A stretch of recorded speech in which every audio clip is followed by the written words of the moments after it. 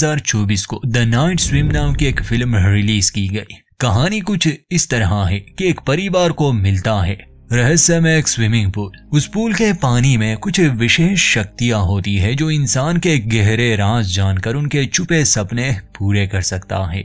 मगर अच्छा और बुरा पहलू हर चीज का होता है। सपनों को पूरा करने के लिए क्या कीमत चुकानी पड़ती है, ये हम इस कहानी में जानेंगे। फिल्म की शुरुआत होती है तो हमें 1992 का समय दिखाया जाता है। हम एक परिवार को देखते हैं जिसमें उनका छोटा बेटा बहुत ही बीमार था। उसी लड़के की एक बहन भी थी जिसका नाम रेबेका था। ये रात का समय था और वो अपने कमरे में ही बैठी थी कि तभी उसे अपने घर के पूल में एक छोटी बोट दिखाई दी। ये खिलौना असल में उसके भाई का था। रेबेका उसे लेने पूल में जाती है। इसी कोशिश में वो पानी में गिर गई। फिर उसे कुछ अजीब सी चीजें महसूस होने लगी और देखते ही देखते कोई चीज उसे पूल के अंदर खींच लेता है। वो हमेशा के लिए गायब हो गई। अब कहानी आती है आज के समय पर। हमें मिलवाया जाता है वॉलर परिवार से। रे वॉलर, उसकी पत्नी ईव, 2 बच्चे इजी और एलियट। इन लोगों की कहानी ये है कि रे बहुत ही फेमस बेसबॉल प्लेयर हुआ करता था। उसकी जिंदगी बहुत अच्छी जा रही थी। फिर रे के साथ कुछ बुरा हुआ। वो बीमार हो गया जिस वजह से उसे रिटायर होना पड़ा। एकदम से इन लोगों की जिंदगी बदल गई। रे के लिए तो ये सब बहुत ही दुख भरा था। अब जो पैसे इनके पास थे, ये चाहते थे कि इनका अपना कोई घर हो जहां ये परमानेंट रह सके। रे तो अब कोई काम कर ही नहीं सकता था, इसलिए ईव को ही जॉब करनी पड़ती थी। आपस में इनका प्यार बहुत था। शुरुआत में हम देखते हैं कि ये लोग अपने लिए कोई अच्छा सा घर तलाश कर रहे हैं, मगर इन्हें कोई घर पसंद नहीं आता। फिर एक दिन जब ये एक सड़क से गुजर रहे थे तो इन्हें घर नजर आया जिसके बाहर हाउस फॉर सेल का साइन लगाया गया था। एक रियल एस्टेट एजेंट थी जो बड़ी उम्र की औरत थी और इन लोगों की जान पहचान की भी थी।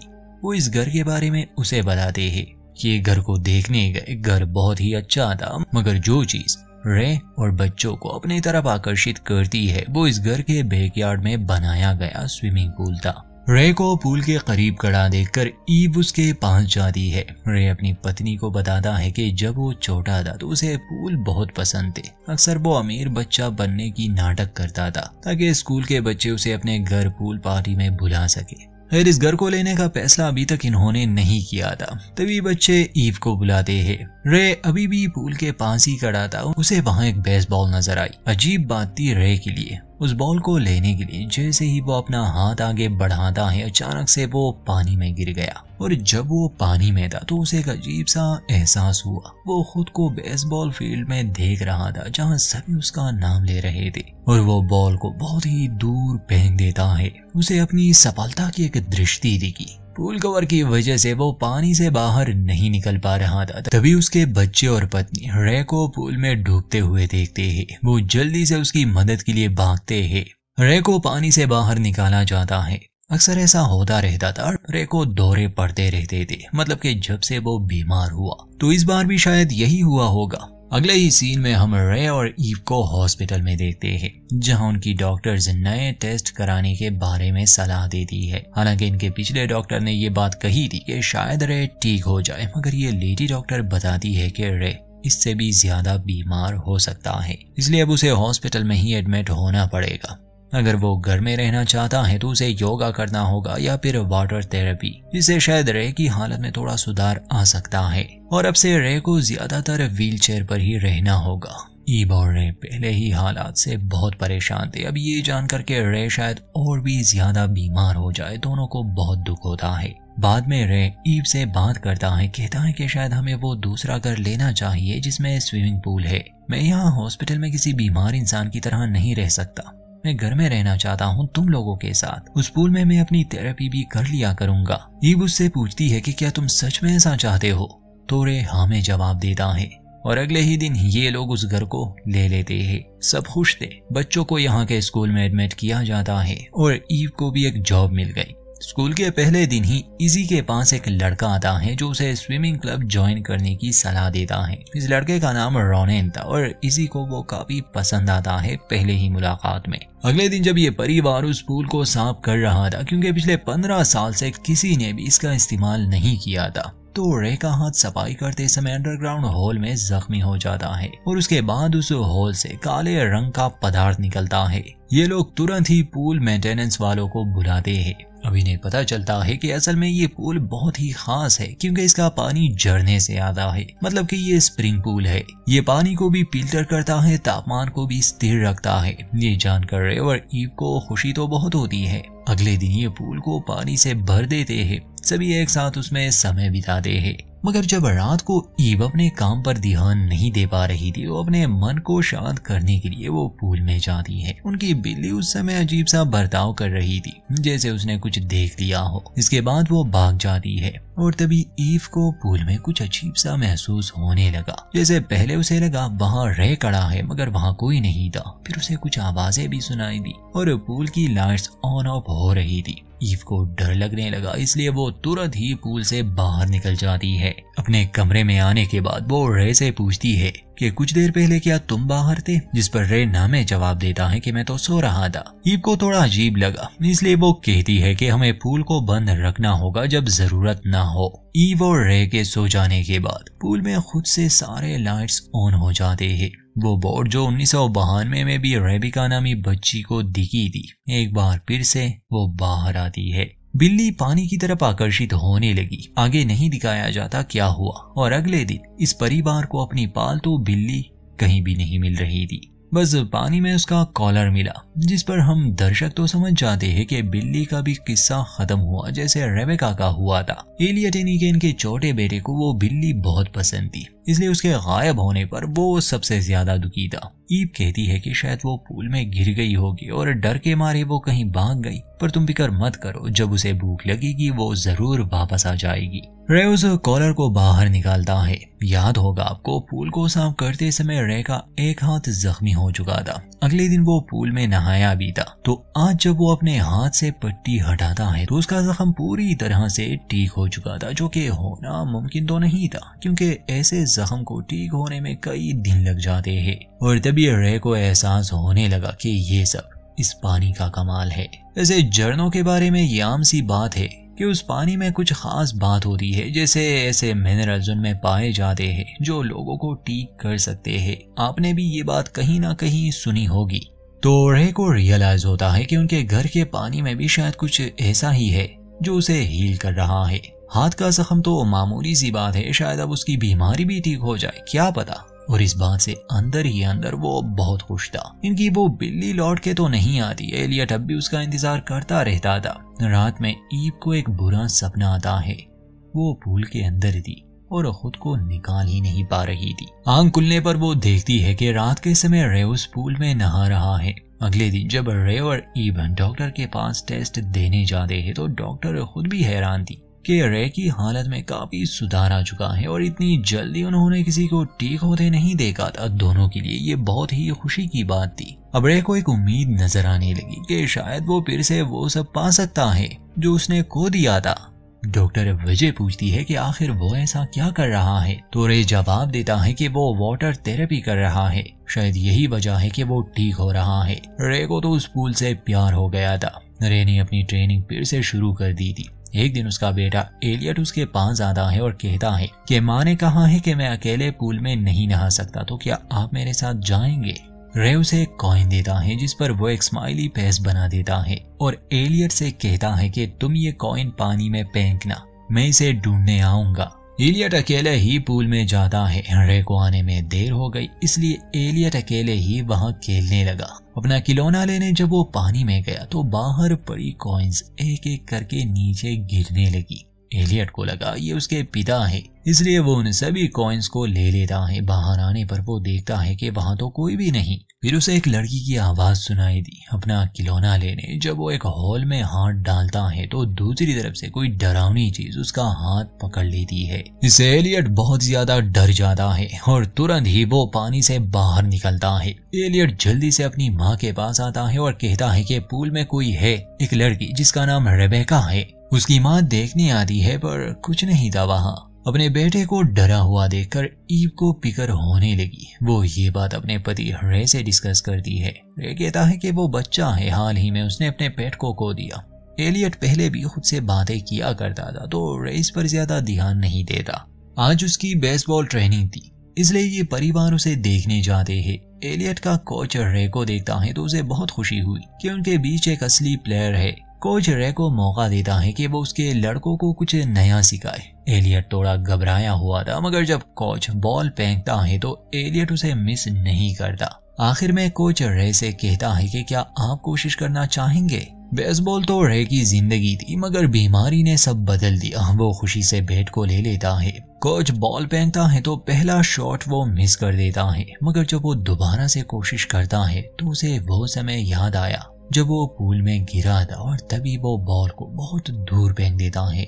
ये देखकर खुद रे भी हैरान था। अब उसे लगने लगा कि वो ठीक हो रहा है और जल्द ही वो अपने टीम में भी लौट जाएगा। अब तो रे घंटों तक उस पूल में पड़ा रहता था, क्योंकि इस पूल ने ही उसे ठीक किया था और शायद ही उसकी जिंदगी बदल दे। ईब और एलियट पूल में नहीं जाते थे, क्योंकि उन्हें महसूस हो चुका था कुछ न कुछ तो गड़बड़ जरूर है। ईब और रे को कहीं जाना था तो इजी रोनेन नामी लड़के को अपने घर इनवाइट करती है। दोनों पूल में खेल ही रहे थे। इजी ने अपनी आंखें बंद की थी और रोनेन चुपके से पूल से बाहर निकल आता है।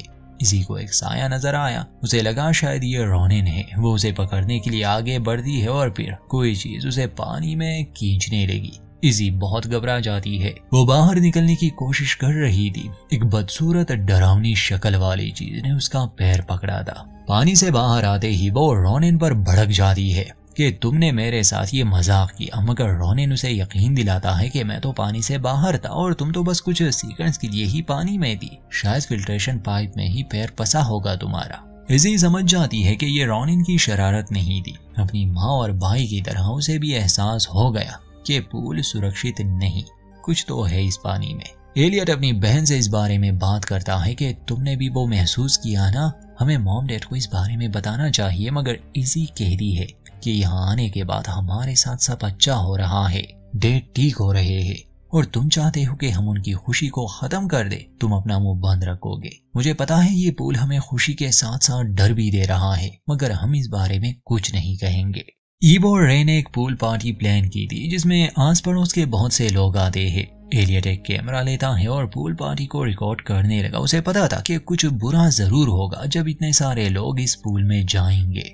इस पार्टी में उसे रियल एस्टेट एजेंट के को भी इनवाइट किया गया था। ईब कैसे पूछती है कि क्या ऐसी कोई बात है जो तुमने हमसे छुपाई है इस घर के बारे में। के पहले तो बताना नहीं चाहती थी। कहती है कि तुम लोग यहाँ खुश हो, तुम हाल ही में बड़े मुश्किलों से गुजरे हो, इसलिए मैंने नहीं बताया। हालांकि ये बात मुझे अपने एक दोस्त से पता चली थी और तब पता चली जब तुम लोग यहाँ आ चुके थे कि 1992 वाली घटना के बारे में बताती है।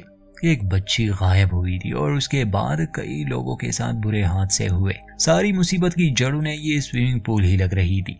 पर मुझे लगता है कि लोग अंधविश्वासी है। शायद वो सब होना उनके साथ तय था। जब ये दोनों यहाँ अंदर इस बारे में बात ही कर रहे थे, बाहर पूल में कोच का बेटा वो बॉल लेकर आता है जो रे ने बहुत दूर फेंकी थी।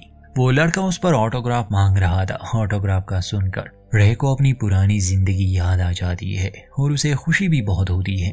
कोच के बेटे टॉमी को अपने कंधों पर बिठाकर ये लोग पूल में खेलने लगे। फिर नीचे से काले रंग का कुछ निकलता है जो रे के शरीर में चला गया। रे अपने साथ साथ उस बच्चे को भी डुबा रहा था और तो किसी का ध्यान उन पर नहीं जाता, मगर एलियट जो इन सब पर नजर रखे हुए था वो ये देख लेता है। वो जल्दी से अपनी माँ के पास आता है ये बात बताने। कोच अपने बेटे को बाहर निकाल लेता है। अगर थोड़ी सी भी देर हो जाती तो वो लड़का मारा जाता। असल में रे अपने होश में ही नहीं था। रे को भी पानी से बाहर निकाला गया। बाद में पुलिस आती है। ईव कोच से विनती करती है कि रे बीमार है, वो उस पर कोई चार्जेस ना लगाए। खैर कोच कोई चार्जेस नहीं लगाता। अब चूंकि ईव जान गई थी कि गड़बड़ पूल के पानी में है, इसलिए वो अपने परिवार को लिए यहाँ से निकलने का प्लान बनाती है। मगर जैसे ही वो घर से थोड़ा दूर गई, रे को कुछ होने लगा। मजबूरन इन लोगों को वापस घर में आना पड़ा। रे की हालत अब बहुत बुरी थी। आज से पहले वो कभी ऐसे बीमार नहीं हुआ था। रात को ईव इजी से बात करती है और समझाती है कि मुश्किल हालात में सिर्फ वही एक दूसरे का सहारा है और वो हर मुमकिन कोशिश करेगी उन्हें इस मुसीबत से निकालने के लिए। फिर वो जानकारी इकट्ठा करने लगे इस घर के बारे में। पता चलता है कि सिर्फ रेबेका ही वो इकलौती इंसान नहीं थी जो इस पूल का शिकार बनी थी, बल्कि बहुत से परिवारों के साथ कुछ ना कुछ बुरा हो चुका था। इसीलिए तो 15 साल से किसी ने इस पूल का इस्तेमाल नहीं किया। अगले दिन वो स्कूल से रेबेका की जानकारी निकालती है क्योंकि उसकी माँ और भाई अब भी जिंदा थे। ईवा रेबेका की माँ से मिलने जाती है। वो एक बीमार बुजुर्ग औरत थी और जब भी ईवा उससे रेबेका के बारे में कुछ पूछती वो घुमा फिरा कर जवाब देती थी। अंत में ईवा उसे अपने पति के हालत के बारे में बताती है और ये भी कि वो उस पूल के बारे में जानती है। तो ये लूसी समर्स नामी औरत यानी रेबेका की माँ कहती है कि वो पानी बहुत ही खास है। जब वो घर नहीं बना था बहुत साल पहले तो वहाँ एक झरना हुआ करता था। कुछ लोगों का उसका राज मालूम हो चुका था कि ये पानी बीमार इंसानों को ठीक कर सकता है। मेरा बेटा भी बहुत बीमार था। मेरी सबसे बड़ी ख्वाहिश यही थी कि वो ठीक हो जाए, मगर हर ख्वाहिश को पूरा करने के लिए बलि देनी पड़ती है और मैंने अपनी बच्ची की बलि दी। ऐसे ही तुम्हें भी किसी की बलि देनी पड़ेगी। ये जानकर ईव को बहुत बुरा लगता है कि असल में लूसी ने अपनी ही बेटी को मारने के लिए दे दिया था। जब भी कोई इंसान उस पूल में जाता है तो वो एक जरिया बन जाता है दो इंसानों के बीच। एक वो इंसान जिसे ये पानी ठीक करेगा और दूसरा वो जिसकी बलि चढ़ाई जाएगी। यानी कि लूसी बस एक वेसल की तरह थी। जैसे जैसे लूसी उस पानी का राज बता रही थी उसकी तबीयत भी बिगड़ रही थी। उसके शरीर से वो काला पानी भी निकलने लगा था। ये जानकर ईव वहां से चली जाती है, मगर वो अपने परिवार की बलि कभी नहीं दे सकती। उसी रात एलियट जब पूल पर कवर को चढ़ा रहा था तो वो पानी में गिर जाता है। उसकी माँ बचाने जाती है, मगर अब वो पूल बहुत गहरा बन गया था। ईव अकल से काम लेती है और एक रस्सी पैर से बांधकर दोबारा पानी में चली गई। एलियट तो उसे मिल गया, मगर अब वो इतनी गहराई में थी कि निकलने का कोई रास्ता ही नहीं मिल रहा था। और फिर उसे रेबेका नजर आई। वो उसी सिक्के को छोड़ देती है जिस पर रे ने वो स्माइली फेस बनाया था। वो सिक्का नीचे के बजाय ऊपर गिरने लगा, जिसका मतलब कि ईव नीचे तैर रही थी। रेबेका की मदद से ईवा पूल से बाहर निकल आती है, मगर वहाँ रे भी अब उस पानी के वश में आ चुका था, यानी वो पॉसेस हो चुका था। अब समय था किसी की बलि का। वो इसी पर हमला करने लगा। अपनी जान बचाते समय इजी का हाथ भी जख्मी हो जाता है।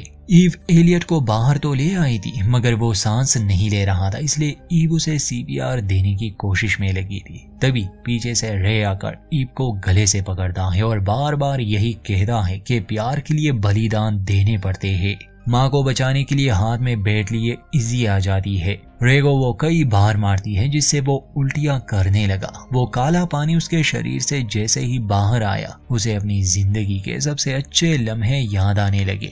मगर रे के बजाय अब उस डीमन ने एलियट को पॉसेस कर लिया था। रे उस पूल में चला जाता है अपना बलिदान देने के लिए, ताकि उसका परिवार सुरक्षित रहे।